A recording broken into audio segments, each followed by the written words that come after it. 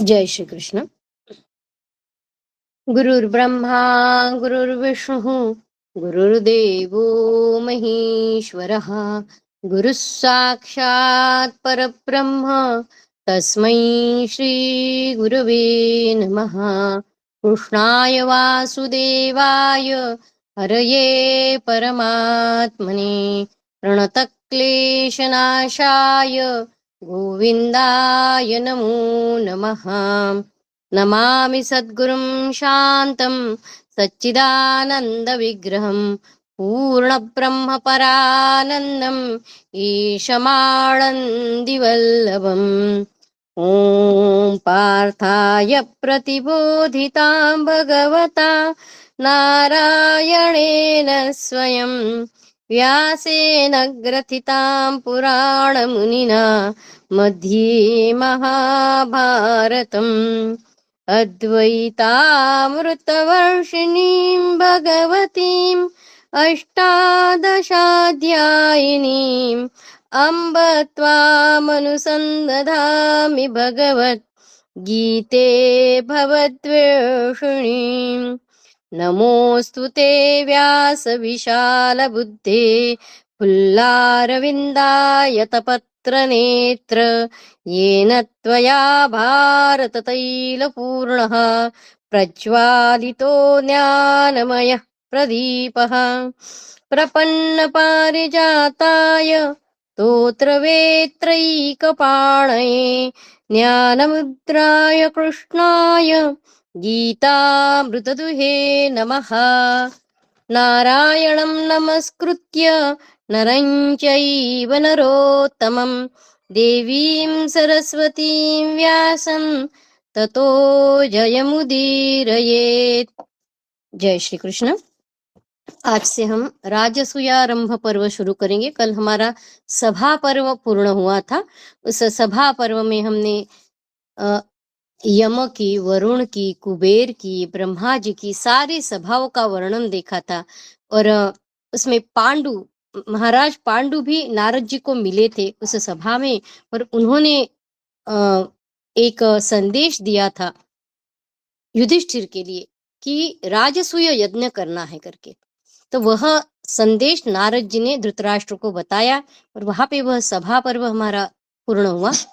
अभी राजसूयारंभ पर्व त्रयोदशोध्याय युधिष्ठिर का राजसूय विषयक संकल्प और उसके विषय में भाइयों, मंत्रियों, मुनियों तथा श्री कृष्ण से सलाह लेना। वैशंपायन जी कहते हैं, जन्मेजय देवर्षि नारद का वह वचन सुनकर युधिष्ठिर ने लंबी सांस खींची। राजसूय यज्ञ के संबंध में चिंतन करते हुए उन्हें शांति नहीं मिली।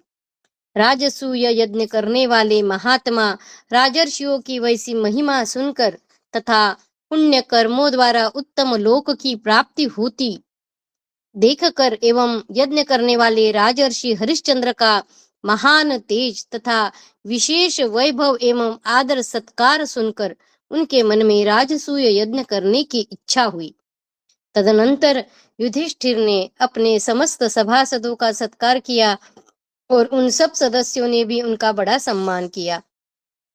अंत में सबकी सम्मति से उनका मन यज्ञ करने के ही संकल्प पर दृढ़ हो गया।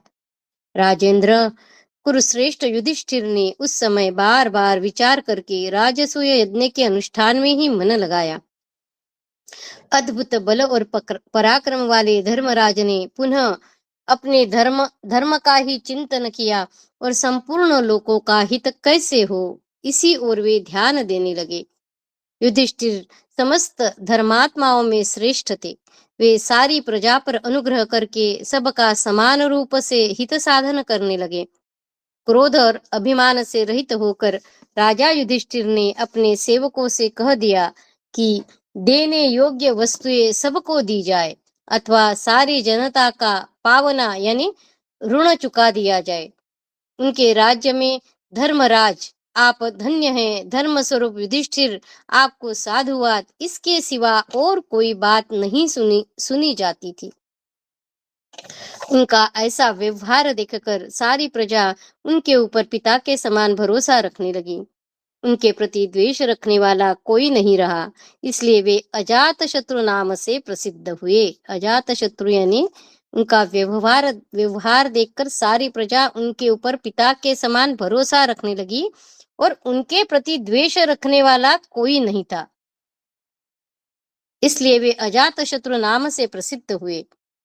महाराज युधिष्ठिर सबको आत्मीय आत्मीय जनों की भांति अपनाते, भीमसेन सबकी रक्षा करते, सव्यसाची अर्जुन शत्रुओं के संहार में लगे रहते, बुद्धिमान सहदेव सबको धर्म का उपदेश दिया करते और नकुल स्वभाव से ही सबके साथ विनयपूर्ण बर्ताव करते थे। इससे उनके राज्य के सभी जनपद कलह शून्य, निर्भय, स्वधर्म परायण तथा उन्नतिशील थे। वहां उनकी इच्छा के अनुसार समय पर वर्षा होती थी। उन दिनों राजा के सुप्रबंध से ब्याज की आजीविका, यज्ञ की सामग्री, गोरक्षा, खेती और व्यापार, इन सब की विशेष उन्नति होने लगी।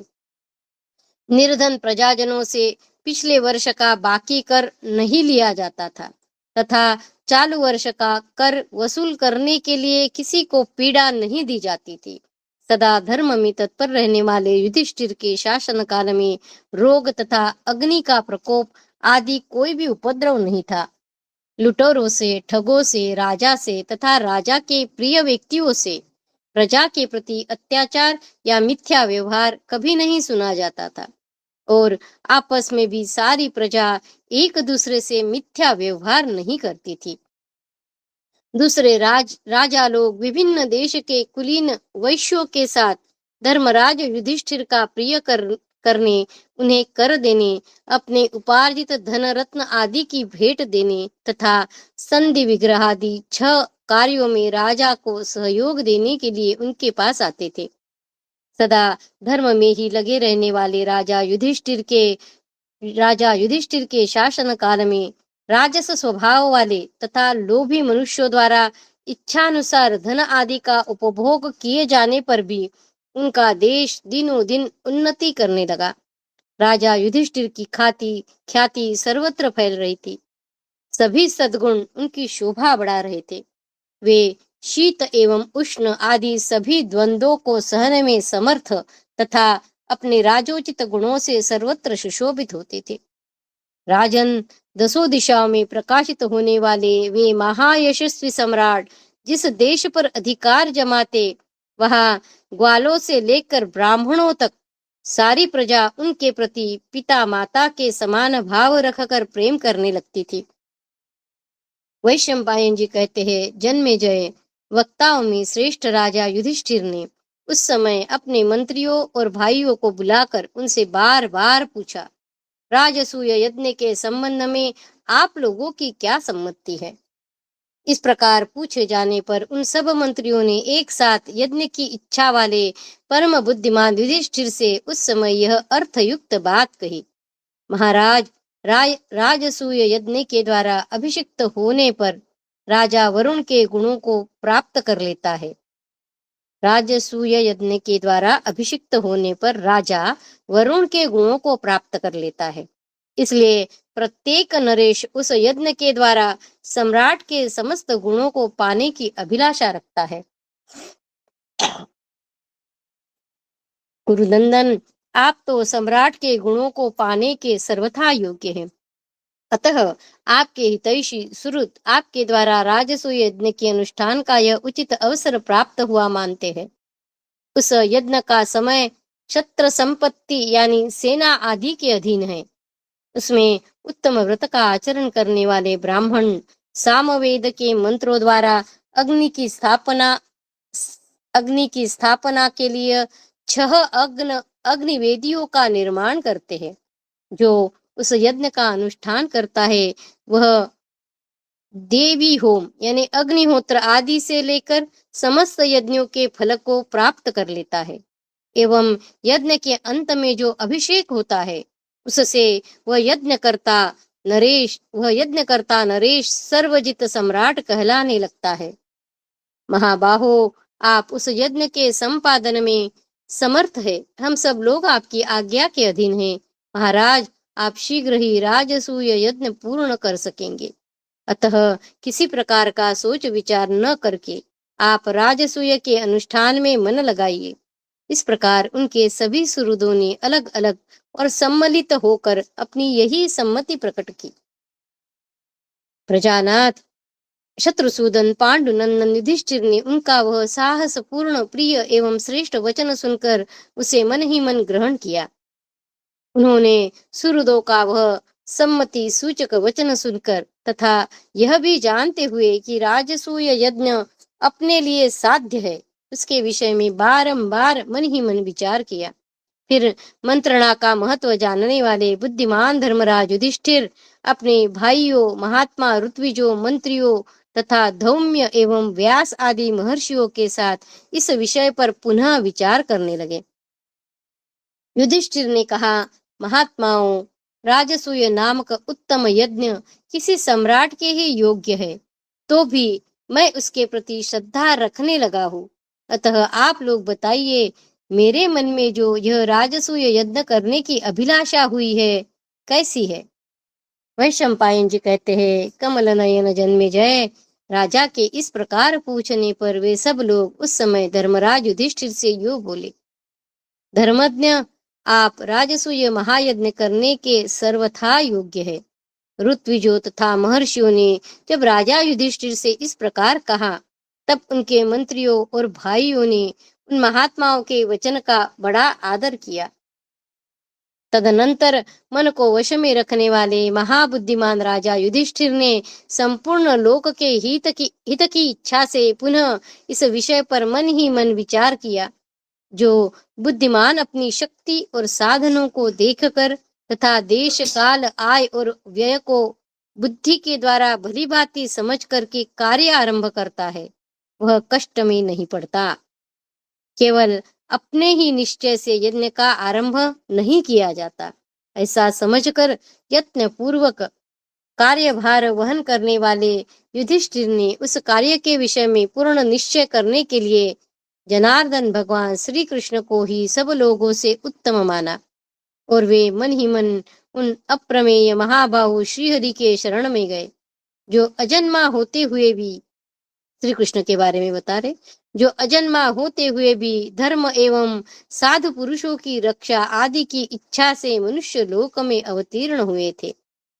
पांडुनंदन युधिष्ठिर ने श्री कृष्ण के देव पूजित अलौकिक कर्मों द्वारा यह अनुमान किया कि श्री कृष्ण के लिए कुछ भी अज्ञात नहीं है तथा कोई भी ऐसा कार्य नहीं है जिसे वे कर न सके। उनके लिए कुछ भी असह्य नहीं है। इस तरह उन्होंने उन्हें सर्वशक्तिमान एवं सर्वज्ञ माना। ऐसी निश्चयात्मक बुद्धि करके कुंती नंदन युधिष्ठिर ने गुरुजनों के प्रति निवेदन करने की भांति समस्त प्राणियों के गुरु श्री कृष्ण के पास शीघ्र ही एक दूत भेजा। वह दूत शीघ्रगामी रथ के द्वारा तुरंत यादवों के यहाँ पहुंचकर द्वारकावासी श्री कृष्ण से द्वारका में ही मिला। उसने विनय पूर्वक हाथ जोड़ भगवान श्री कृष्ण से इस प्रकार निवेदन किया। दूत ने कहा, महाबाहु ऋषिकेश, धर्मराज युधिष्ठिर, धौम्य एवं व्यास आदि महर्षियों, द्रुपद और विराट आदि नरेशों तथा अपने समस्त भाइयों के साथ आपका दर्शन करना चाहते हैं। वैशंपायन जी कहते हैं, दूत का नाम इंद्रसेन है। दूत इंद्रसेन की यह बात सुनकर यदुवंश शिरोमणि महाबली भगवान श्री कृष्ण दर्शनाभिलाषी युधिष्ठिर के पास स्वयं भी उनके दर्शन की अभिलाषा से दूत इंद्रसेन के साथ इंद्रप्रस्थ नगर में आए। मार्ग में अनेक देशों को लांघते हुए वे बड़ी उतावली के साथ आगे बढ़ रहे थे।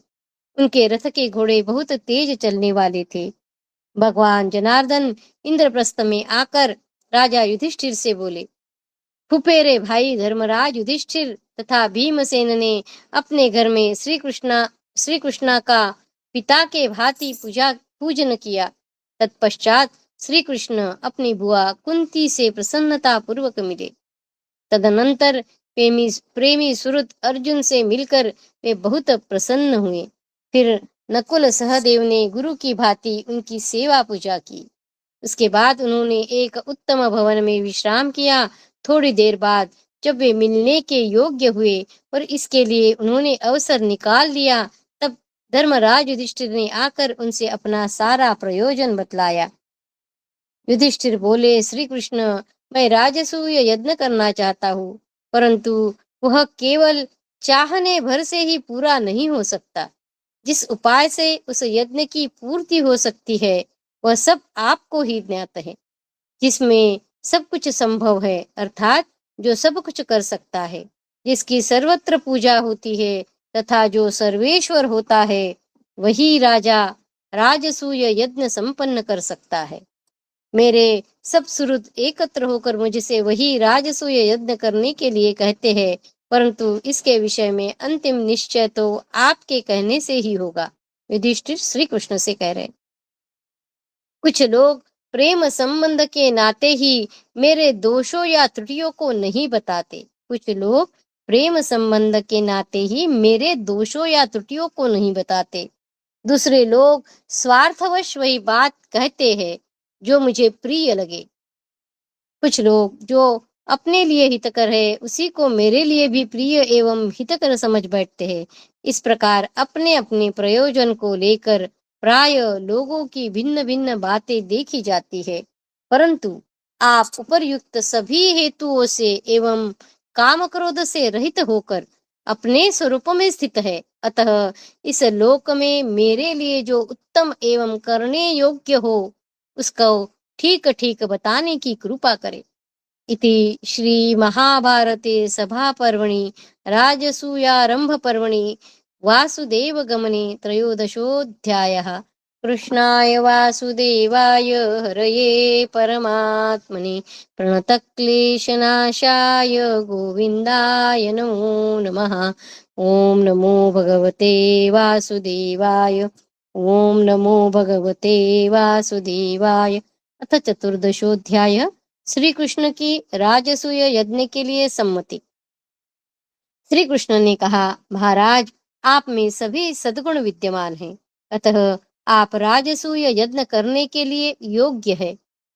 आप सब कुछ जानते हैं, तो भी आपके पूछने पर मैं इस विषय में कुछ निवेदन करता हूँ।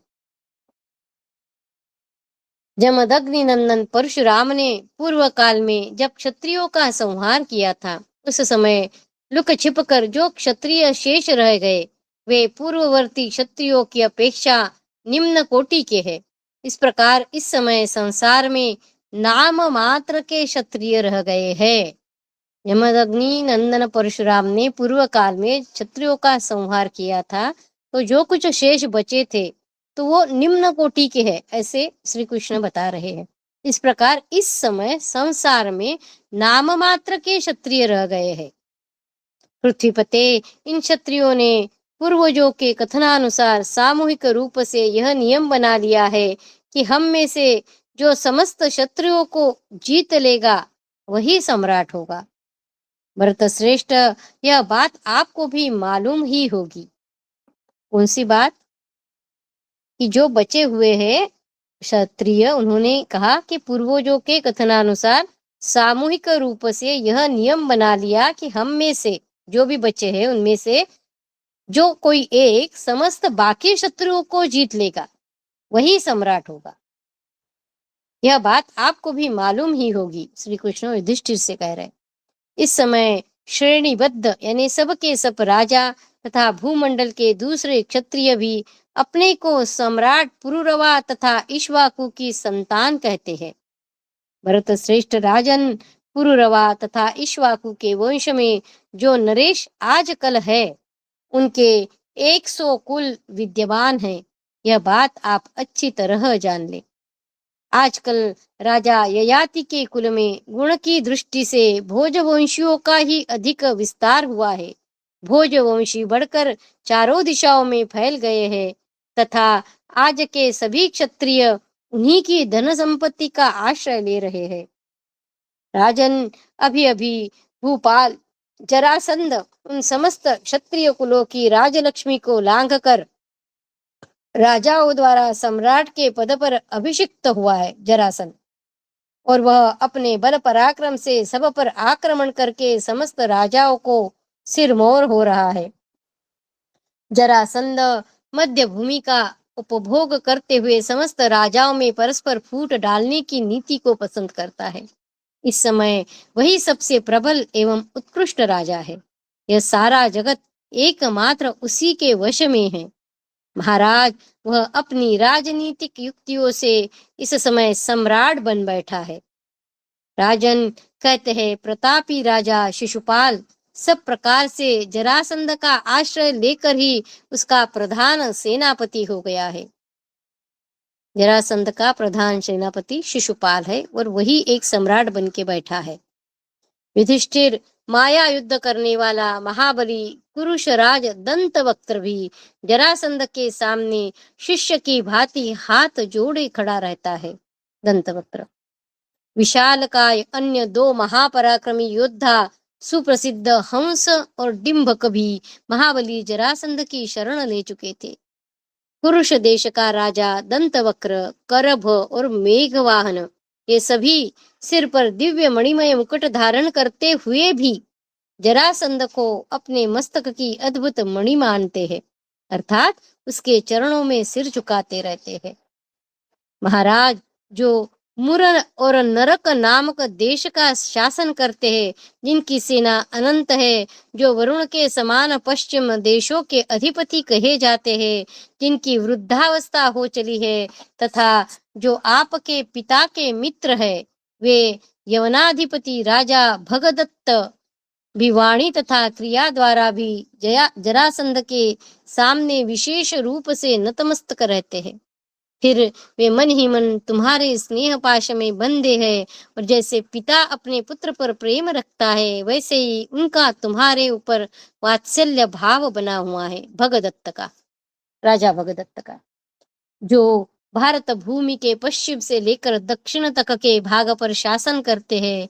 आपके मामा व शत्रु संहारक शूरवीर कुंती भोज कुलवर्धक पुरुजित अकेले ही स्नेहवश आपके प्रति प्रेम और आदर का भाव रखते हैं। जिसे मैंने पहले मारा नहीं, उपेक्षावश छोड़ रखा, श्री कृष्ण बता रहे हैं, जिसे मैंने पहले मारा नहीं, उपेक्षावश छोड़ रखा है, जिसकी बुद्धि बड़ी खोटी है, जो चेदी देश में पुरुषोत्तम समझा जाता है, इस जगत में जो अपने आप को पुरुषोत्तम ही कहकर बताया करता है, और मोहवश सदा मेरे शंख चक्र आदि चिन्हों को धारण करता है। वंग, पुंड्र तथा किरात देश का जो राजा है, तथा लोक में वासुदेव के नाम से जिसकी प्रसिद्धि हो रही है, वह बलवान राजा पौंड्रक भी जरासंध से ही मिला हुआ है। ये राजा पौंड्रक जो है ना, वो भी खुद मैं ही वासुदेव हूँ, और ये जो हमारे जो श्री कृष्ण है, ये नहीं है और मैं ही हूँ, ऐसे सबको बोल के वो भी शंख चक्र इन चिन्हों को, चक्र को धारण करते थे और खुद को वासुदेव मानते थे, पौंड्रक। तो वह राजा पौंड्रक भी जरासंध से ही मिला हुआ है।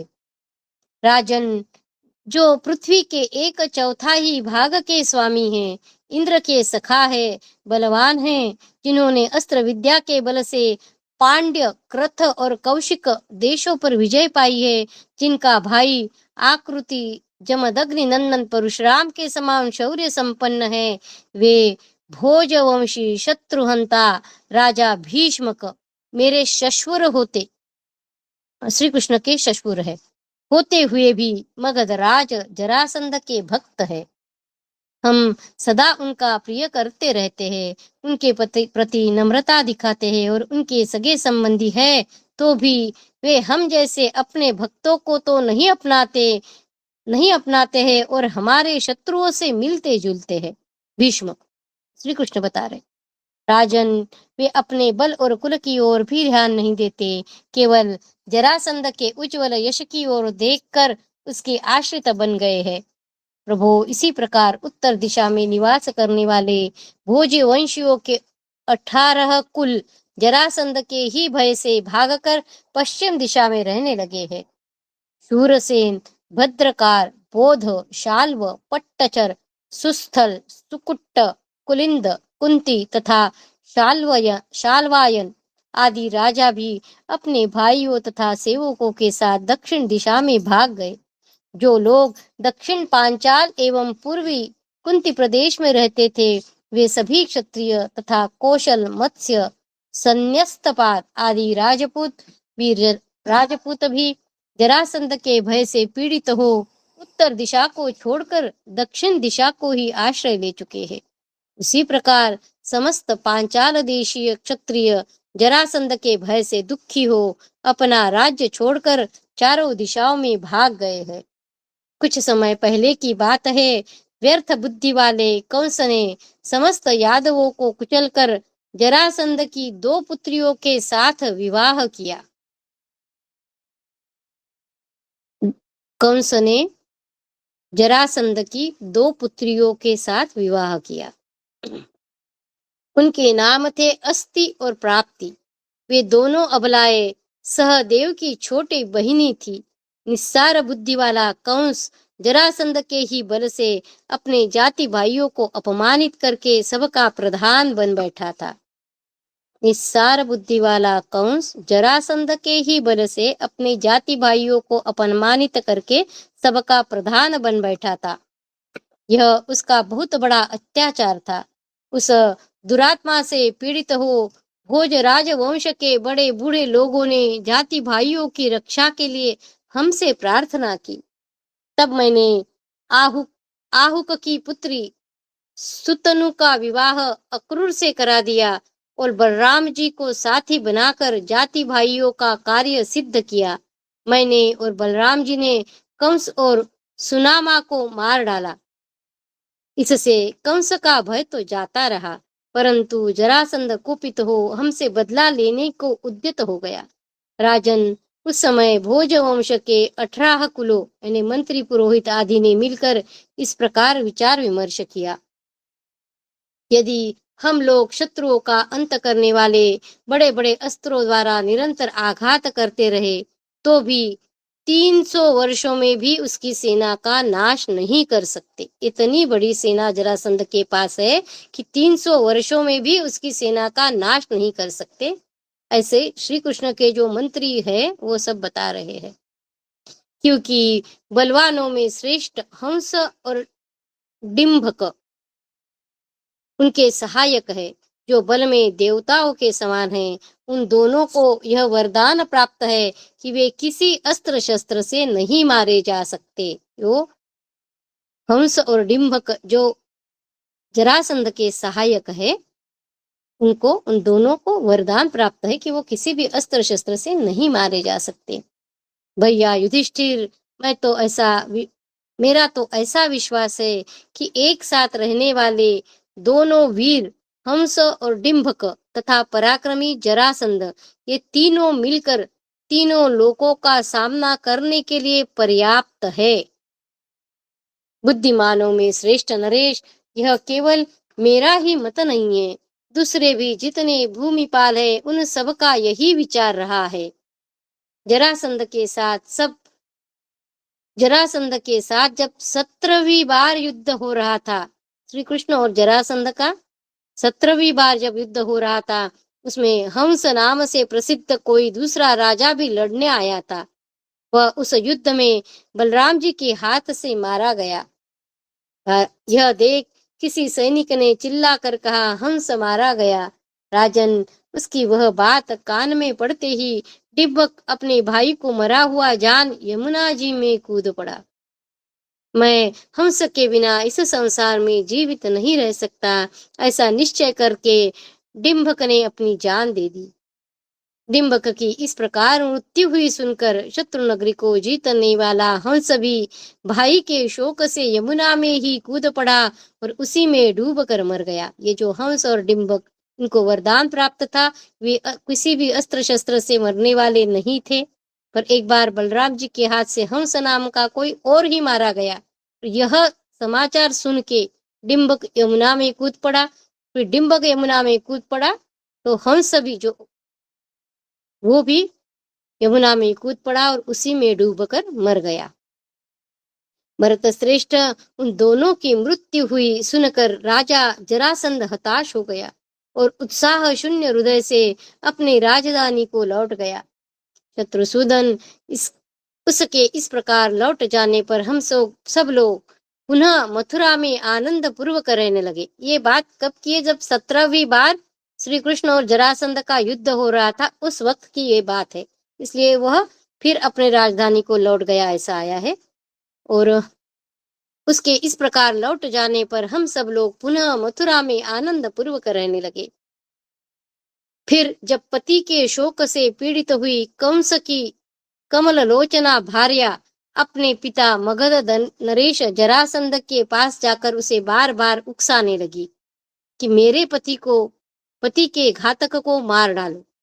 ये कंस की जो पत्नियां हैं वो जरासंध की बेटियां हैं, तो वो अपने पिता से कह रही कि मेरे पति के घातक को मार डालो।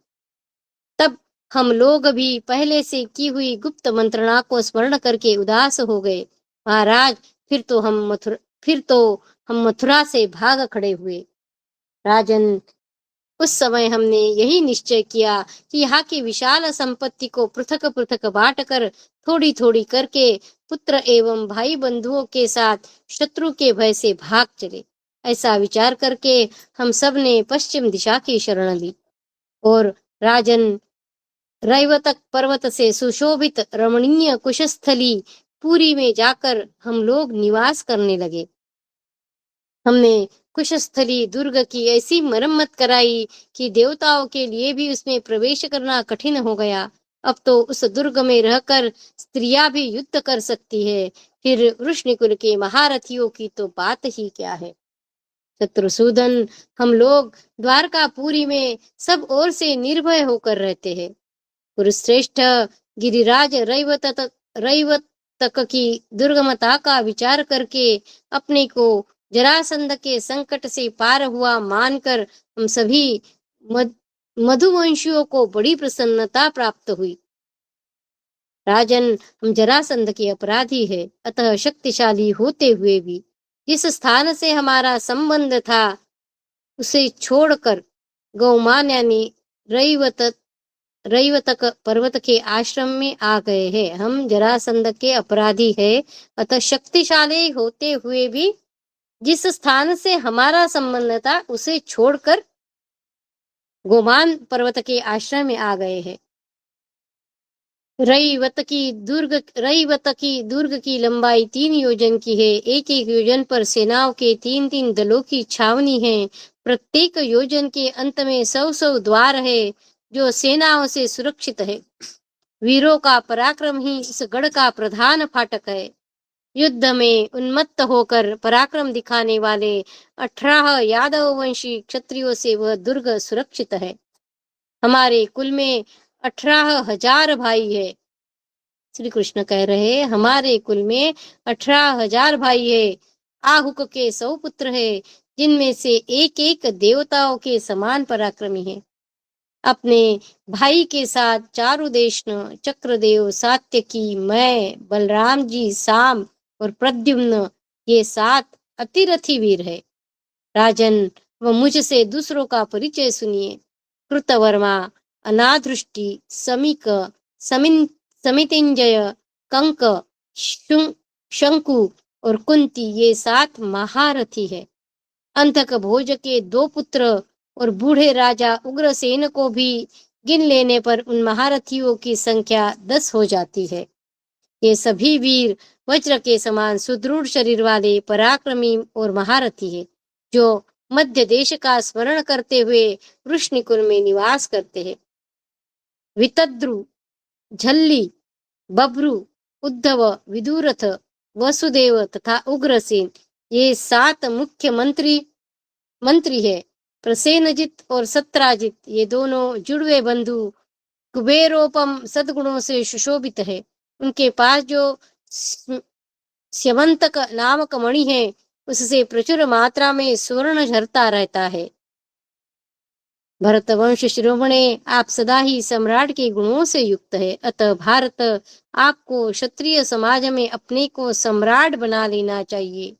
राजसूय यज्ञ करने से पहले वह राजा सम्राट होना चाहिए, और वह सम्राट तभी होगा जब वो बाकी सारे राज्यों को जीत लेगा। पर ये जरासंध है, उसके बारे में श्री कृष्ण उनको बता रहे हैं। दुर्योधन, भीष्म, द्रोण, अश्वत्थामा, कृपाचार्य, कर्ण, शिशुपाल, रुक्मी, धनुर्धर, एकलव्य, द्रुम, श्वेत, शैब्य तथा शकुनी, इन सब वीरों को संग्राम में जीते बिना आप कैसे वह यज्ञ कर सकते हैं? इन सब वीरों को संग्राम में जीते बिना आप कैसे वह यज्ञ कर सकते हैं? परंतु ये नरश्रेष्ठ आपका गौरव मानकर युद्ध नहीं करेंगे। किंतु राजन, मेरी सम्मति है कि जब तक महाबली जरासंध जीवित है तब तक आप राजसूय यज्ञ पूर्ण नहीं कर सकते। जब तक महाबली जरासंध जीवित है तब तक आप राजसूय यज्ञ पूर्ण नहीं कर सकते। उसने सब राजाओं को जीतकर गिरिव्रज में इस प्रकार कैद कर रखा है मानो सिंह ने किसी महान पर्वत की गुफा में बड़े बड़े गजराजों को रोक रखा हो। शत्रुदमन राजा जरासंध ने उमावल्लभ महात्मा महादेव जी की उग्र तपस्या के द्वारा आराधना करके एक विशेष प्रकार की शक्ति प्राप्त कर ली है। इसीलिए वे सभी राजा उससे परास्त हो गए हैं। वह राजाओं की बलि देकर एक यज्ञ करना चाहता है। वह राजाओं की बलि देकर एक यज्ञ करना चाहता है। नृपश्रेष्ठ वह अपनी प्रतिज्ञा प्राय पूरी कर चुका है, क्योंकि उसने सेना के साथ आए हुए राजाओं को एक एक करके जीता है और अपनी राजधानी में लाकर उन्हें कैद करके रखा है और उन राजाओं का बहुत बड़ा समुदाय एकत्र कर लिया है, क्योंकि उसको राजा की बलि देनी है ना एक एक। इसलिए महाराज, उस समय हम भी जरासंध के भय से पीड़ित हो मथुरा को छोड़कर द्वारकापुरी में चले गए और अब तक वही निवास करते हैं। राजन, यदि आप इस यज्ञ को पूर्ण रूप से संपन्न करना चाहते हैं तो उन कैदी राजाओं को छुड़ाने और जरासंध को मारने का प्रयत्न कीजिए। बुद्धिमानों में श्रेष्ठ कुरुनंदन, ऐसा किए बिना राजसूय यज्ञ पूर्ण रूप से सफल न। आप जरासंध के वध का उपाय सोचिए। उसकी समस्त भूपालों की सेनाओं पर विजय प्राप्त हो जाएगी। निष्पाप नरेश, मेरा मत तो यही है, फिर आप जैसा उचित समझे वैसा करें। ऐसी दशा में स्वयं हेतु और युक्तियों द्वारा कुछ निश्चय करके मुझे बताइए। इति श्री महाभारते सभापर्वणि राजसूयारंभपर्वणि कृष्णवाक्ये चतुर्दशोऽध्यायः। कृष्णाय वासुदेवाय हरये परमात्मने प्रणतक्लेशनाशाय गोविन्दाय नमो नमः। ॐ नमो भगवते वासुदेवाय। ॐ नमो भगवते वासुदेवाय। अथ पंचदशोऽध्यायः। जरासंध के विषय में राजा युधिष्ठिर, भीम और श्री कृष्ण की बातचीत। युधिष्ठिर बोले, श्री कृष्ण, आप परम बुद्धिमान हैं। आपने जैसी बात कही है वैसी दूसरा कोई नहीं कह सकता। इस पृथ्वी पर आपके सिवा समस्त संशयों को मिटाने वाला और कोई नहीं है। आजकल आजकल तो घर घर में राजा है और सभी अपना अपना प्रिय कार्य करते हैं, परंतु वे सम्राट पद को नहीं प्राप्त कर सके, क्योंकि सम्राट की पदवी बड़ी कठिनाई से मिलती है। जो दूसरों के प्रभाव को जानता है वह अपनी प्रशंसा कैसे कर सकता है? जो दूसरों के प्रभाव को जानता है वह अपनी प्रशंसा कैसे कर सकता है? दूसरे के साथ मुकाबला होने पर भी जो प्रशंसनीय बना रह जाए उसकी सर्वत्र पूजा होती है। यह पृथ्वी बहुत विशाल है, अनेक प्रकार के रत्नों से भरी हुई है। मनुष्य दूर जाकर सत्पुरुषों का संग करके यह समझ पाता है कि अपना कल्याण कैसे होगा। बहुत विशाल है, अनेक प्रकार के मनुष्य दूर जाकर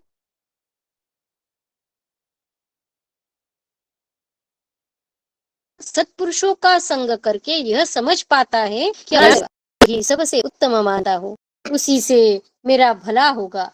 राजसूय यज्ञ का आरंभ करने पर भी उसके फलस्वरूप ब्रह्मलोक की प्राप्ति अपने लिए असंभव है, मेरी तो यही धारणा है। यह सब सुनकर युधिष्ठिर कह रहे हैं कि ये जो राजसूय यज्ञ हमें करना है, इसका फल क्या है कि ब्रह्मलोक की प्राप्ति होगी। हमने ब्रह्मलोक की सभा देखी थी, तो वो ब्रह्मलोक की प्राप्ति होगी ऐसे पांडु ने बताया था, इसलिए युधिष्ठिर को बताया कि यज्ञ करो करके। पर अभी युधिष्ठिर खुद बोल रहे कि राजसूय यज्ञ का आरंभ करने पर भी उसके फलस्वरूप ब्रह्मलोक की प्राप्ति अपने लिए असंभव है, मेरी तो यही धारणा है।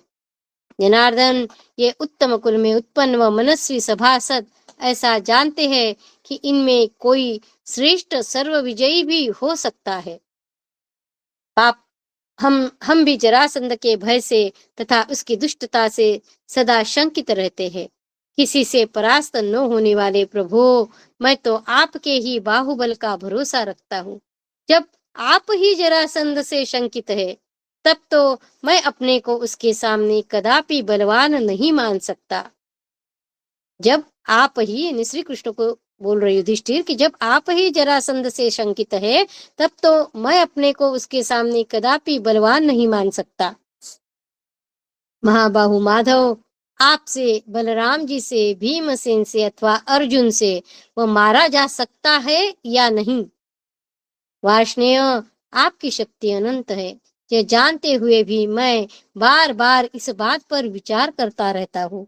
केशव, मेरे लिए सभी कार्यों में आप ही प्रमाण हैं। युधिष्ठिर का यह में चतुर भीमसेन बोले, महाराज, जो राजा उद्योग नहीं करता, उचित उपाय अथवा युक्ति से काम न लेकर किसी बलवान से भिड़ जाता है, वे दोनों दीमकों के बनाए हुए मिट्टी के ढेर के समान नष्ट हो जाते हैं। परंतु जो आलस्य त्याग कर उत्तम युक्ति एवं नीति से काम लेता है, आलस्य त्याग कर उत्तम युक्ति एवं नीति से काम लेता है, वह दुर्बल होने पर भी बलवान शत्रु को जीत लेता है और अपने लिए हितकर एवं अभिष्ट अर्थ प्राप्त करता है। जो आलस्य त्याग कर उत्तम युक्ति एवं नीति से काम लेता है, वह दुर्बल होने पर भी बलवान शत्रु को जीत लेता है और अपने लिए हितकर एवं अभिष्ट अर्थ प्राप्त करता है। श्री कृष्ण में नीति है, मुझ में बल है, भीमसेन कह रहे हैं। श्री कृष्ण में नीति है, मुझ में बल है और अर्जुन में विजय की शक्ति है। हम तीनों मिलकर मगध राज जरासंध के वध का कार्य पूरा कर लेंगे, ठीक उसी तरह जैसे तीनों अग्नियां यज्ञ की सिद्धि कर देती है। गोविंद, आपके बुद्धि बल का आश्रय लेकर धर्मराज युधिष्ठिर सब कुछ पा सकते हैं। आपके बुद्धि बल का आश्रय लेकर धर्मराज युधिष्ठिर सब कुछ पा सकते हैं। जिनकी सदा रक्षा करने वाले आप हैं, उनकी हम पांडवों की विजय निश्चित है। जिनकी सदा रक्षा करने वाले आप हैं, उनकी यानी हम पांडवों की विजय निश्चित है। श्री कृष्ण ने कहा, राजन, अज्ञानी मनुष्य बड़े बड़े कार्यों का आरंभ तो कर देता है, परंतु उनके परिणाम की ओर नहीं देखता। अतः केवल अपने स्वार्थ साधन में लगे हुए विवेक शून्य शत्रु के व्यवहार को वीर पुरुष नहीं सह सकते। युवनाश्व के पुत्र मानधाता ने जीतने योग्य शत्रुओं को जीत कर किया था। पालन करने से कार कौन कौन कैसे कैसे सम्राट बना, वो बता। युवनाश्व के पुत्र मानधाता ने जीतने योग्य शत्रुओं को जीतकर सम्राट का पद प्राप्त किया था। भगीरथ प्रजा का पालन करने से, कार्तवीर्य तपोबल से तथा राजा भरत स्वाभाविक बल से सम्राट हुए थे। इस प्रकार राजा मरुत अपनी समृद्धि के प्रभाव से सम्राट बने थे। अब तक उन पांच सम्राटों का ही नाम हमें सुनते आ रहे हैं। युधिष्ठिर वे मानधाता आदि एक एक गुण से ही सम्राट हो चुके थे, परंतु आप तो संपूर्ण रूप से सम्राट पद प्राप्त करना चाहते हैं। साम्राज्य प्राप्ति के जो 5 गुण, शत्रु विजय, प्रजापालन, तपशक्ति, धन, समृद्धि और उत्तम नीति है, उन सब से आप संपन्न हैं। अब तक जो सम्राट हुए वो एक एक गुण को लेकर सम्राट हुए, और युधिष्ठिर को वो बोल रहे हैं कि आप तो संपूर्ण रूप से सम्राट पद प्राप्त करना चाहते हैं। साम्राज्य प्राप्ति के जो 5 गुण, शत्रु विजय, प्रजापालन, तपशक्ति, धन समृद्धि और उत्तम नीति, उन सब से आप संपन्न है। नहीं, वो 5 गुण जो 5 सम्राट अब तक हुए हैं, वो जिन गुणों से हुए वो सभी गुण आप में है। परंतु भरत श्रेष्ठ, आपके मार्ग में भद्रथ का पुत्र जरासंध बाधक है, यह आपको जान लेना चाहिए। क्षत्रियों के जो 100 कुल है वे सभी उसका अनुसरण नहीं करते, अतः वह बल से ही अपना साम्राज्य स्थापित कर रहा है। जो रत्नों के अधिपति है, ऐसे राजा लोग धन देकर जरासंध की उपासना करते हैं, परंतु वह उससे भी संतुष्ट नहीं होता। अपनी विवेक शून्यता के कारण अन्याय का आश्रय ले उन पर अत्याचार ही करता रहता है। आजकल वह प्रधान पुरुष बनकर मूर्धाभिषिक्त राजा को बलपूर्वक बंदी बना लेता है। जिनका विधि पूर्वक राज्य पर अभिषेक हुआ है, ऐसे पुरुषों में से कहीं किसी एक को भी हमने ऐसा नहीं देखा जिसे उसने बलि का भाग न बना लिया हो, कैद में न डाल रखा हो। इस प्रकार जरासंध ने लगभग 100 राजकुलों के राजाओं में से कुछ को छोड़कर सबको वश में कर लिया है। कुंती नंदन, कोई अत्यंत दुर्बल राजा उससे भिड़ने का साहस कैसे करेगा? भरत श्रेष्ठ, रुद्र देवता को बलि देने के लिए जल छिड़क कर एवं मार्जन करके शुद्ध किए हुए पशुओं की भांति जो पशुपति के मंदिर में कैद है, उन राजाओं को अब अपने जीवन में क्या प्रीति रह गई है? क्षत्रिय जब युद्ध में अस्त्र शस्त्रों द्वारा मारा जाता है, तब यह उसका सत्कार है। क्षत्रिय जब युद्ध में अस्त्र शस्त्रों द्वारा मारा जाता है, तब यह उसका सत्कार है। ये राजा लोग तो कैदी बना के रखे गए हैं। अतः हम लोग जरासंध को द्वंद्व युद्ध में मार डालेंगे। राजन, जरासंध ने 100 में से 86% राजाओं को तो कैद कर लिया है, केवल 14% बाकी है। उनको भी बंदी बनाने के पश्चात वह क्रूर कर्म में प्रवृत्त होगा। जो उसके इस कर्म में विघ्न डालेगा वह उज्जवल यश का भागी होगा, तथा जो जरासंध को जीत लेगा वह निश्चय ही सम्राट होगा। इति श्री महाभारते सभापर्वणि राजसूयारंभ पर्वणि कृष्णवाक्ये 15 कृष्णाय वासुदेवाय हरये परमात्मने प्रणतक्लेशनाशाय गोविन्दाय नमो नमः। ओम नमो भगवते वासुदेवाय। ओम नमो भगवते वासुदेवाय। अथ षोडशोऽध्यायः। जरासंध को जीतने के विषय में युधिष्ठिर के उत्साहहीन होने पर अर्जुन का उत्साहपूर्ण उद्गार। युधिष्ठिर बोले, श्री कृष्ण, मैं सम्राट के गुणों को प्राप्त करने की इच्छा रखकर स्वार्थ साधन में तत्पर हो केवल साहस के भरोसे आप लोगों को जरासंध के पास कैसे भेज दूं? भीमसेन और अर्जुन मेरे दोनों नेत्र है, और जनार्दन आपको मैं अपना मन मानता हूँ। आप अपने मन और नेत्रों को खो देने पर मेरा यह जीवन कैसा हो जाएगा? जरासंध की सेना का पार पाना कठिन है, उसका पराक्रम भयानक है। युद्ध में उस सेना का सामना करके यमराज भी विजयी नहीं हो सकते, फिर वह आप लोगों का प्रयत्न क्या कर सकता है? आप लोग किस प्रकार उसे जीत कर फिर हमारे पास लौट सकेंगे?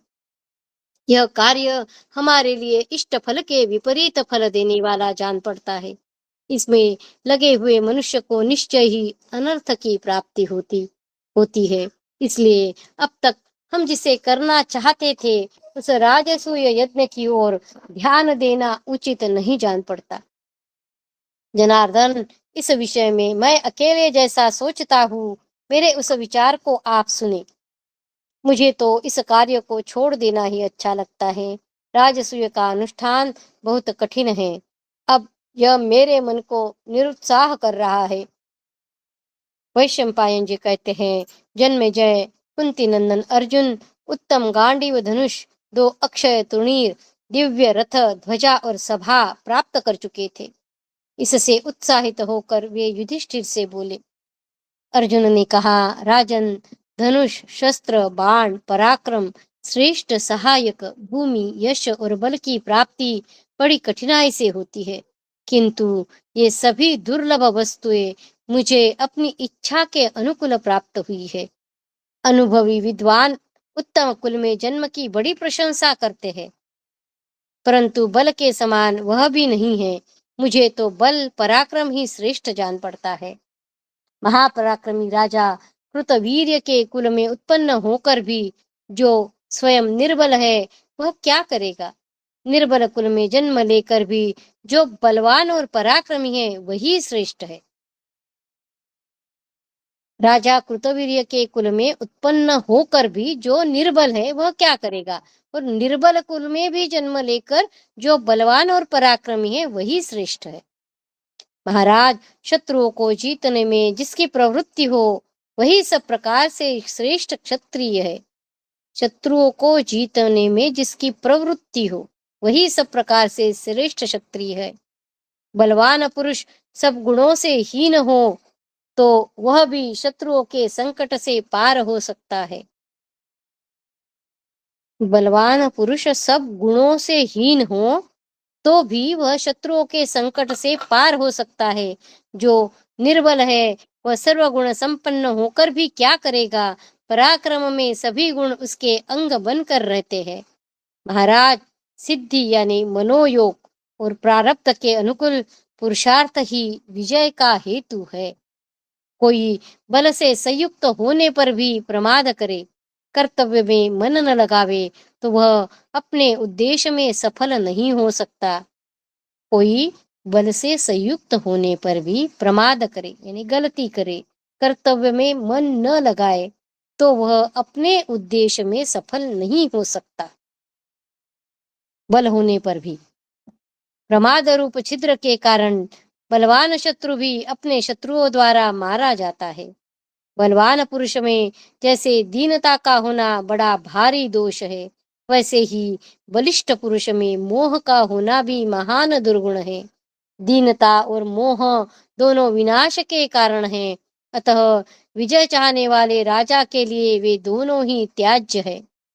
यदि हम राजसूय यज्ञ की सिद्धि के लिए जरासंध का विनाश तथा कैद में पड़े हुए राजाओं की रक्षा कर सके, तो उससे उत्तम और क्या हो सकता है। यदि हम यज्ञ का आरंभ नहीं करते हैं, तो निश्चय ही हमारी अयोग्यता एवं दुर्बलता प्रकट होती है। यदि हम यज्ञ का आरंभ नहीं करते हैं, तो निश्चय ही हमारी अयोग्यता एवं दुर्बलता प्रकट होती है। अतः राजन, सुनिश्चित गुण की उपेक्षा करके आप निर्गुणता का कलंक क्यों स्वीकार रहे हो? ऐसा करने पर तो शांति की इच्छा रखने वाले सन्यासियों का गेरुआ वस्त्र ही हमें सुलभ होगा, परंतु हम लोग साम्राज्य को प्राप्त करने में समर्थ हैं, अतः हम लोग शत्रुओं से अवश्य युद्ध करेंगे। इति श्री महाभारते सभापर्वणि राजसूयारंभपर्वणि जरासन्धवधमन्त्रणे षोडशोऽध्यायः। कृष्णाय वासुदेवाय हरये परमात्मने प्रणतक्लेशनाशाय गोविन्दाय नमो नमः। ॐ नमो भगवते वासुदेवाय। ॐ नमो भगवते वासुदेवाय। अथ सप्तदशोऽध्यायः। श्री कृष्ण के द्वारा अर्जुन की बात का अनुमोदन तथा युधिष्ठिर को जरासंध के उत्पत्ति का प्रसंग सुनाना। भगवान श्री कृष्ण ने कहा, राजन, भरत वंश में उत्पन्न पुरुष और कुंती जैसी माता के पुत्र की जैसी बुद्धि होनी चाहिए, अर्जुन ने यहाँ उसका परिचय दिया है। महाराज, हम लोग यह नहीं जानते कि मौत कब आएगी, रात में आएगी या दिन में, क्योंकि उसके नियत समय का ज्ञान किसी को नहीं है। हमने यह भी नहीं सुना है कि युद्ध न करने के कारण कोई अमर हो गया। हमने यह भी नहीं सुना है कि युद्ध न करने के कारण कोई अमर हो गया। अतः वीर पुरुष का इतना ही कर्तव्य है कि वे अपने हृदय के संतोष के लिए नीति शास्त्र में बताई हुई नीति के अनुसार शत्रुओं पर आक्रमण करें। दैव आदि की प्रतिकूलता से रहित अच्छी नीति एवं सलाह प्राप्त होने पर आरंभ किया हुआ कार्य पूर्ण रूप से सफल होता है। दैव आदि की प्रतिकूलता से रहित अच्छी नीति एवं सलाह प्राप्त होने पर आरंभ किया हुआ कार्य पूर्ण रूप से सफल होता है। शत्रु के साथ भिड़ने पर ही दोनों पक्षों का अंतर ज्ञात होता है। दोनों दल सभी बातों में समान ही हो, ऐसा संभव नहीं है। जिसने अच्छी नीति नहीं अपनाई है और उत्तम उपाय से काम नहीं लिया है, उसका युद्ध में सर्वथा विनाश होता है। यदि दोनों पक्षों में समानता हो तो संशय ही रहता है तथा दोनों में से किसी की भी जय अथवा पराजय नहीं होती अगर समानता हो तो। जब हम लोग नीति का आश्रय लेकर शत्रु के शरीर के निकट तक पहुंच जाएंगे, तब जैसे नदी का वेग किनारे के वृक्ष को नष्ट कर देता है, उसी प्रकार हम शत्रु का अंत क्यों न कर डालेंगे। हम अपने छिद्र को छिपाए रखकर शत्रु के छिद्र को देखेंगे और अवसर मिलते ही उस पर बलपूर्वक आक्रमण कर देंगे। जिनकी सेनाएं मोर्चा बांध कर खड़ी हो और जो अत्यंत बलवान हो, ऐसे शत्रुओं के साथ सम्मुख होकर युद्ध नहीं करना चाहिए। यह बुद्धिमानों की नीति है। यह नीति यहाँ मुझे भी अच्छी लगती है। यदि हम छिपे छिपे शत्रु के घर तक पहुंच जाए तो यह हमारे लिए कोई निंदा की बात नहीं होगी। फिर हम शत्रु के शरीर पर आक्रमण करके अपना काम बना लेंगे। यह पुरुषों में श्रेष्ठ जरासंध प्राणियों के भीतर स्थित आत्मा की भांति सदा अकेला ही साम्राज्य लक्ष्मी का उपभोग करता है। अतः उसका और किसी उपाय से नाश होता नहीं दिखाई देता। उसके विनाश के लिए हमें स्वयं प्रयत्न करना होगा। अथवा यदि जरासंध को युद्ध में मारकर उसके पक्ष में रहने वाले शेष सैनिकों द्वारा हम भी मारे गए तो भी हमें कोई हानि नहीं है। अपने जाति भाइयों की रक्षा में संलग्न होने के कारण हमें स्वर्ग की ही प्राप्ति होगी। युधिष्ठिर ने पूछा, श्री कृष्ण, यह जरासंध कौन है? इसका बल और पराक्रम कैसा है, जो प्रज्वलित अग्नि के समान आपका स्पर्श करके भी पतंग के समान जलकर भस्म नहीं हो गया? श्री कृष्ण ने कहा, राजन, जरासंध का बल और पराक्रम कैसा है तथा अनेक बार हमारा अप्रिय करने पर भी हम लोगों ने क्यों उसकी उपेक्षा कर दी है, यह सब बात बता रहा हूँ, सुनिए। 16 बार युद्ध करके भी श्री कृष्ण जीते नहीं थे। मगध देश में बृहद्रथ नाम से एक प्रसिद्ध बलवान राजा राज्य करते थे। अभी वो बता रहे कि ये जरासंध कौन है। मगध देश में बृहद्रथ नाम से प्रसिद्ध एक बलवान राजा राज्य करते थे। वे 3 अक्षौहिणी सेनाओं के स्वामी और युद्ध में बड़ी अभिमान के साथ लड़ने वाले थे। राजा बृहद्रथ बड़े ही रूपवान, बलवान, धनवान और अनुपम पराक्रमी थे। उनका शरीर दूसरे इंद्र के भांति सदा यज्ञ की दीक्षा के चिन्हों से सुशोभित होता रहता था। वे तेज में सूर्य, क्षमा में पृथ्वी, क्रोध में यमराज और धन संपत्ति में कुबेर के समान थे। भरत श्रेष्ठ, जैसे सूर्य की किरणों से वह सारी पृथ्वी आच्छादित हो जाती है, उसी प्रकार उनके उत्तम कुलोचित सद्गुणों से समस्त भूमंडल व्याप्त हो रहा था। सर्वत्र उनके गुणों की चर्चा एवं प्रशंसा होती रहती थी।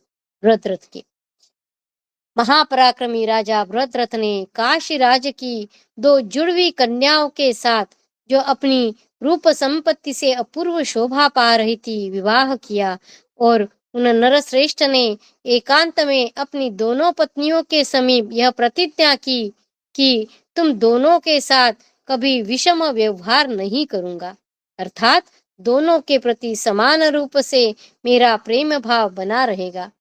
जैसे दो हाथिनियों के साथ गजराज शोभित होता है, उसी प्रकार वे महाराज बृहद्रथ अपने मन के अनुरूप दोनों प्रिय पत्नियों के साथ शोभा पाने लगे। जब वे दोनों पत्नियों के बीच विराजमान होते, उस समय ऐसा जान पड़ता मानो गंगा यमुना के बीच में मूर्तिमान समुद्र सुशोभित हो रहा है। विषयों में डूबे हुए राजा की सारी जवानी बीत गई, परंतु उन्हें कोई वंश चलाने वाला पुत्र नहीं प्राप्त हुआ। उन श्रेष्ठ नरेश ने बहुत से मांगलिक कृत्य, होम, पुत्रेष्टि यज्ञ कराए, तो भी उन्हें वंश की वृद्धि कराने वाले पुत्र की प्राप्ति नहीं हुई। एक दिन उन्होंने सुना कि गौतम गोत्रीय महात्मा काक्षिवान के पुत्र परम उदार चंड कौशिक मुनि मुनि तपस्या से उपरत होकर अकस्मात इधर आ गए हैं और एक वृक्ष के नीचे बैठे हैं। यह समाचार पाकर राजा बृहद्रथ अपने दोनों पत्नियों एवं पुरवासियों के साथ उनके पास गए तथा सब प्रकार के रत्नों, मुनिजनोचित उत्कृष्ट वस्तुओं की भेंट देकर उन्हें संतुष्ट किया। महर्षि ने भी यथाचित बर्ताव द्वारा बृहद्रथ को प्रसन्न किया। उन महात्मा की आज्ञा पाकर राजा उनके निकट बैठे। उस समय ब्रह्मर्षि चंड कौशिक ने उनसे पूछा, राजन, अपनी दोनों पत्नियों और पुरवासियों के साथ यहाँ तुम्हारा आगमन किस उद्देश्य से हुआ है? तब राजा ने मुनि से कहा, भगवान, मेरे कोई पुत्र नहीं है। मुनि श्रेष्ठ, लोग कहते हैं कि पुत्रहीन मनुष्य का जन्म व्यर्थ है। इस बुढ़ापे में पुत्रहीन रहकर मुझे राज्य से क्या प्रयोजन है? इसलिए अब मैं दोनों पत्नियों के साथ तपोवन में रहकर तपस्या करूंगा। उन्हें संतानहीन मनुष्य को न तो इस लोक में कीर्ति प्राप्त होती है और न परलोक में अक्षय स्वर्ग ही प्राप्त होता है। राजा के ऐसा कहने पर महर्षि को दया आ गई। तब धैर्य से संपन्न और सत्यवादी मुनिवर चंड कौशिक ने राजा बृहद्रथ से कहा, उत्तम व्रत का पालन करने वाले राजेंद्र, मैं तुम पर संतुष्ट हूँ। तुम इच्छा अनुसार वर मांगो। यह सुनकर राजा बृहद्रथ अपने दोनों रानियों के साथ मुनि के चरणों में पड़ गए और पुत्र दर्शन से निराश होने के कारण नेत्रों से आंसू बहाते हुए गदगद वाणी में बोले। राजा ने कहा, भगवान, मैं तो अब राज्य छोड़कर तपोवन की ओर चल पड़ा हूँ। मुझ अभागे और संतानहीन को वर अथवा राज्य की क्या आवश्यकता है? श्री कृष्ण कहते हैं, राजा का यह कातर वचन सुनकर मुनि की इंद्रियां क्षुब्ध हो गई, उनका हृदय पिघल गया। तब वे ध्यानस्थ हो गए और उसी आम्र वृक्ष की छाया में बैठे रहे। उसी समय वहां बैठे हुए मुनि की गोद में एक आम का फल गिरा। वह न हवा के चलने से गिरा था, न किसी तोते ने ही उस फल में अपनी चोंच गड़ाई थी। मुनि श्रेष्ठ चंड कौशिक ने उस अनुपम फल को हाथ में लिया और उसे मन ही मन अभिमंत्रित करके पुत्र की प्राप्ति कराने के लिए राजा को दे दिया। तत्पश्चात उन महाज्ञानी महामुनि ने राजा से कहा, राजन, तुम्हारा मनोरथ पूर्ण हो गया। नरेश्वर, अब तुम अपनी राजधानी को लौट जाओ। महाराज, यह फल तुम्हें पुत्र प्राप्ति कराएगा। अब तुम वन में जाकर तपस्या न करो, धर्म पूर्वक प्रजा का पालन करो, यही राजाओं का धर्म है। नाना प्रकार के यज्ञों द्वारा भगवान का यजन करो और देवराज इंद्र को सोमरस से तृप्त करो। फिर पुत्र को राज सिंहासन पर बिठाकर वानप्रस्थाश्रम में आ जाना। भूपाल, मैं तुम्हारे पुत्र के लिए 8 वर देता हूँ। वह ब्राह्मण भक्त होगा, युद्ध में अजय होगा, उसकी युद्ध विषयक रुचि कभी कम न होगी, वह अतिथियों का प्रेमी होगा, दीन दुखियों पर उसकी सदा कृपा दृष्टि बनी रहेगी, उसका बल महान होगा, लोक में उसकी अक्षय कीर्ति का विस्तार होगा और प्रजाजनों पर उसका सदा स्नेह बना रहेगा। इस प्रकार चंड कौशिक मुनि ने उसके लिए ये 8 वर दिए। मुनि का यह वचन सुनकर उन परम बुद्धिमान राजा बृहद्रथ ने उनके दोनों चरणों में मस्तक रखकर प्रणाम किया और अपने घर को लौट गए। भरत श्रेष्ठ, उन उत्तम नरेश ने उचित काल का विचार करके दोनों पत्नियों के लिए वह एक फल दे दिया। उन दोनों शुभ स्वरूपा रानियों ने उस आम के 2 टुकड़े करके एक एक टुकड़ा खा लिया। होने वाली बात होकर ही रहती है, इसलिए तथा मुनि की सत्यवादिता के प्रभाव से वह फल खाने के कारण दोनों दोनों रानियों का गर्भ रह गए। उन्हें गर्भवती हुई देखकर राजा को बड़ी प्रसन्नता हुई। महाप्राज्ञ युधिष्ठिर प्रसव काल पूर्ण होने पर उन दोनों रानियों ने यथा समय अपने गर्भ से शरीर का एक एक टुकड़ा पैदा किया। पूरा बालक नहीं हुआ, एक टुकड़ा, एक रानी से एक टुकड़ा, दूसरे रानी से दूसरा टुकड़ा। प्रत्येक टुकड़े में एक आंख, एक हाथ, एक पैर, आधा पेट, आधा मुंह और कटी के नीचे का आधा भाग था।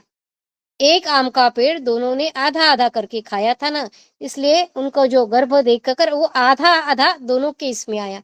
शरीर के उन टुकड़ों को देखकर वे दोनों भय के मारे थर थर कांपने लगी। उनका हृदय उद्विग्न हो उठा। अबला ही तो थी। उन दोनों बहनों ने अत्यंत दुखी होकर परस्पर सलाह करके उन दोनों टुकड़ों को, जिनमें जीव तथा प्राण विद्यमान थे, त्याग दिया।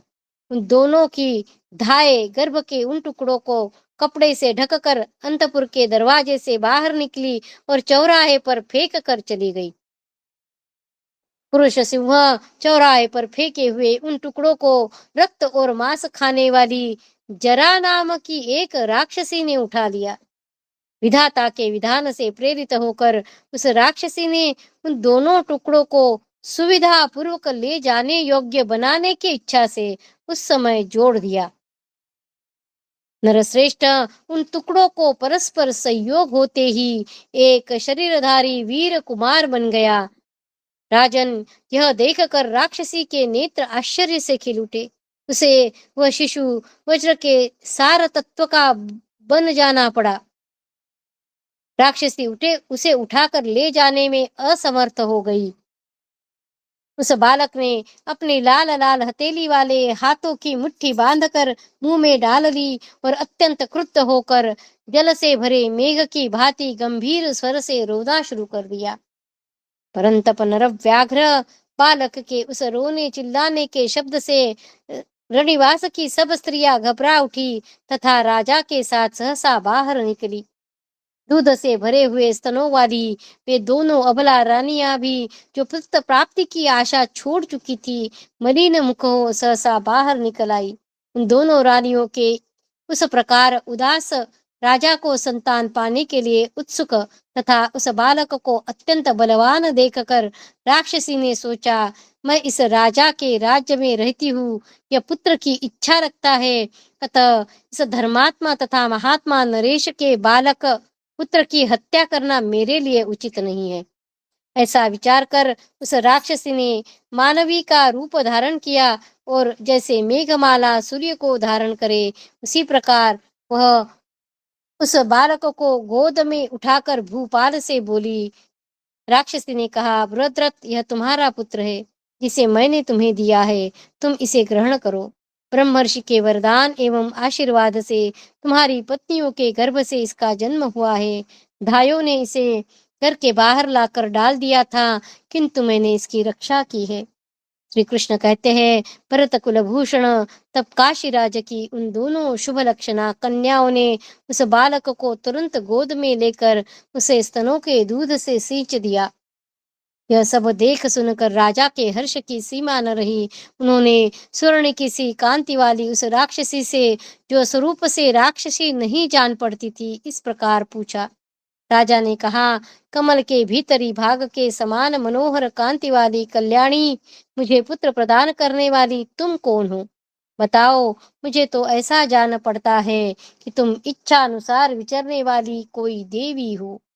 इति श्री महाभारते सभा पर्वणि राजसूयारंभ पर्वणि जरासंधोत्पत्तौ सप्तदशोऽध्यायः।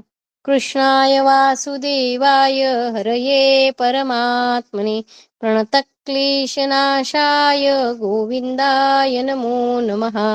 ओम नमो भगवते वासुदेवाय। ओम नमो भगवते वासुदेवाय।